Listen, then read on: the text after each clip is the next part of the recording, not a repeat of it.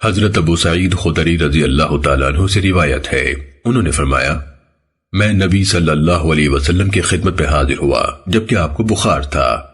میں نے آپ کی جسم مبارک پر ہاتھ رکھا تو لحاف کے اوپر رکھے ہوئے میرے ہاتھ کو حرارت محسوس ہوئی۔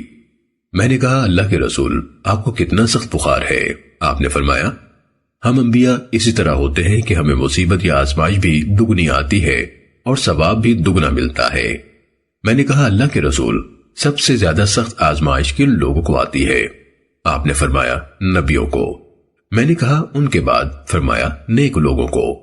انہیں فقر کے ذریعے سے آزمایا جاتا تھا، حتیٰ کہ بعض اوقات ایک آدمی کو صرف ایک چادر میسر ہوتی تھی جسے وہ جسم پر لپیٹ لیتا تھا، اور وہ مصیبت پر اس طرح خوش ہوتے تھے جس طرح تم راحت پر خوش ہوتے ہو۔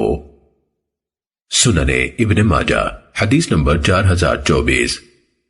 حضرت عبداللہ بن مسعود رضی اللہ تعالیٰ عنہ سے روایت ہے، انہوں نے فرمایا گویا میں رسول اللہ صلی اللہ علیہ وسلم کو دیکھ رہا ہوں کہ آپ کسی نبی کی حالت بیان فرما رہے ہیں۔